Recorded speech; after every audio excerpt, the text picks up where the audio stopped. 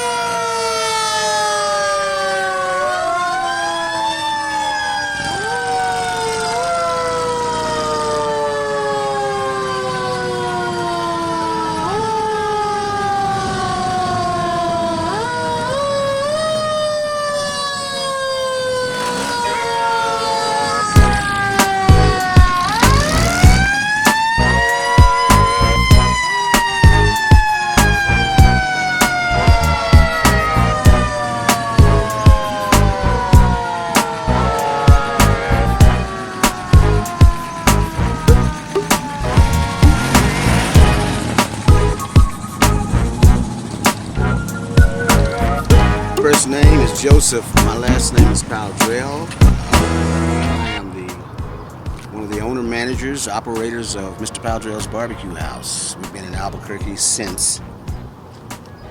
operationally since 1962. And it's been an interesting ride. But it's been a good ride, you know. And so I'm fourth generation to handle this product. Great-grandpa Issac Britt came out of a little place called New Iberia, Louisiana. It's the same place. It's the origin of Tabasco sauce. Obviously, it was an area where sauces were common. He was a sauce guy, and he had a procedure for cooking barbecue: slow, long, deliberate. He used the term deliberate. Don't get no hurry. Take your time. Everything's natural. He made from scratch his own mustard, his own ketchup, his own sugar. He made his own vinegar. These were all of those things that we can now buy processed. And he had a great barbecue sauce out of that. He coupled that with a cooking procedure: slow, long, take it easy, all wood, all natural ingredients. And don't deviate from a standard and a procedure once you establish it. He gave that to my dad in 1939. We were living in the western part of Texas at the time. He had 11 children. We were sharecroppers. And from there, right after Brown versus Board, didn't look like things was going to ease up in Texas. We had family here that had been in the state of New Mexico since the 30s. They kept saying, y'all need to leave there, come here. We finally did. 1958, we moved here, opened up our first location in 62, and we've been bouncing around Albuquerque, as many as 4 locations at one time. Right now we're down to 2, and we're trying to end up owning something, at least the land that we've been operating on. Well, barbecue is synonymous to a way of living. You know, first of all, life's pretty precious, and all of its ingredients are already divinely constructed. You simply need to appreciate the quality of them, and they'll work for you. A tomato needs no help being a tomato. It's got a power of its own. And to employ the power of foods, meat is it's got its own au jus. You know, can you get it done without losing that? And how do you do that? Slow, long, and stay awake. So, living in Albuquerque, New Mexico, there's a lot of Mexicans over here. New Mexicans, fresh off the boat Mexicans, all kinds of Mexicans, right?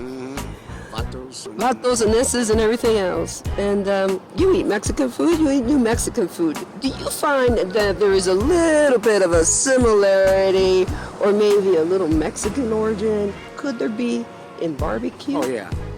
I would think it has to be. You know, Louisiana was a spicy place. Right. You know, matter of fact, Dad said if it don't make you sweat right in here, it ain't no good, you know. And I think there are some things that transcend all of our ethnic differences.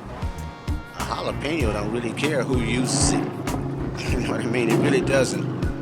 But I think our taste, because coming to this country, you know, 500 years ago, we all got fused, you know, in ways that we don't even understand.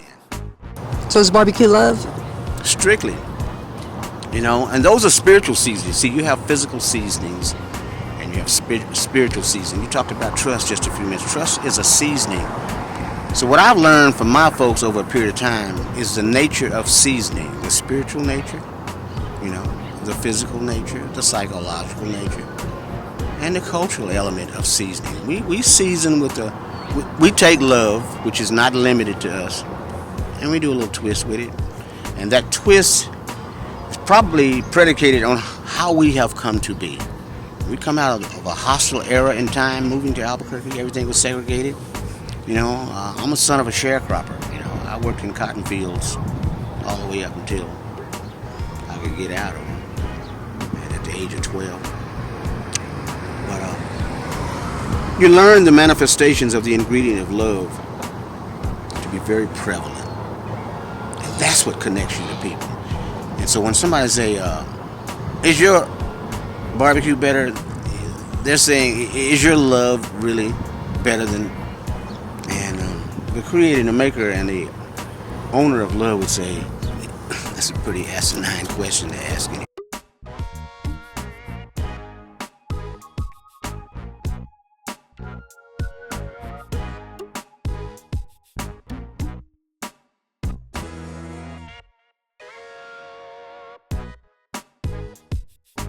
We bought it from a family of Jewish people, not knowing at the time, not knowing, and we didn't care about being no Jews. My mom and dad liked this house. They had a place in Odessa, Texas, and they were young newlyweds, about 2 or 3 years into the institution, and they lived in a tent, and they put a partition in the middle of it. They served barbecue out on one side, slept on the other side. The concern Dad had when he came here is that having that tent experience, you can create a homely effect in the service of this food.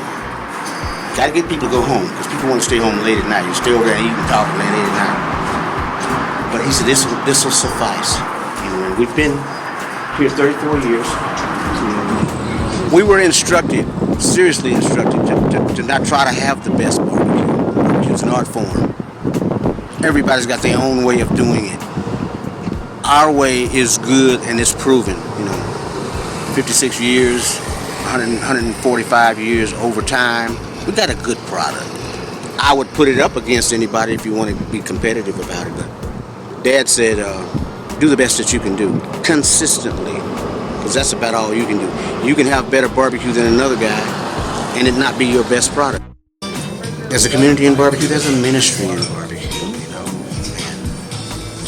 There's ambassadorship. Barbecue is one of the American, quote, American dishes. And we try to be loyal to that because, you know, you got a whole bunch of barbecue. The farther you go south, you're going to run into all kinds of barbecue. And the fad right now is barbecue pits. So, you know, pits, when you say pits, you mean on the ground? Well, nobody does barbecue the way we do. Mexicans do. And that I'm not completely right. But I know it's getting old. The way we do things is getting old, and it's cumbersome, and it's more work. This is my buddy. Yes, sir.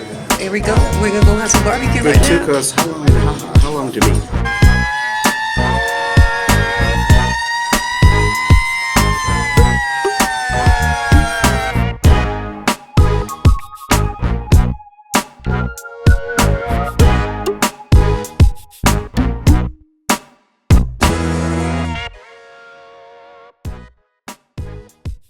Española is considered the lowrider capital of the world, which is just right. Chimayo is just right outside of Española. But I grew up in lowriding as a kid. Like he said when he first mentioned, you know, going to San Gabriel Park. I remember going to San Gabriel Park when I was a kid. You know, that's when you used to be able to scrape your car and, you know, throw sparks out the rear end, and you wouldn't get in trouble for it. That's when. I mean, there was a lot that used to go on back then, and it was totally different from now. I'm actually part of the cruising committee here for Albuquerque. We're actually trying to pass a law to get us back into Cruising Central without the cops harassing us, without the cops putting up barricades and shutting it down, and actually just making us go around and go around to where we can't park, cruise, and kick it and have a good time. So we've been doing that, and there's actually a cruising task force that we have that's out there, and we're trying to push it, and we're trying to pass this law. It's almost in the books. It's in the works right now. They're doing the final steps to it. So hopefully here pretty soon we'll have that law that's passed, and we'll be able to go back to cruising Central, cruising downtown Albuquerque on Route 66. Like I said, I was 5 years old doing this, and it's still the same way. My kids, his kids, especially for Viejitos. You know, Viejitos is a family thing. We didn't grow up together, but these are my brothers. You know, Viejitos brings us close together. Viejitos brings us to what we were growing up and who we are now, and it's one as a family. And that's the main thing with Central and cruising. Like you say, it's part of our culture down here. You know, in Albuquerque, I'm born and raised in lowriding and cruising Central, and hopefully we can get this law passed and get back to where we were growing up as a kid. Yeah.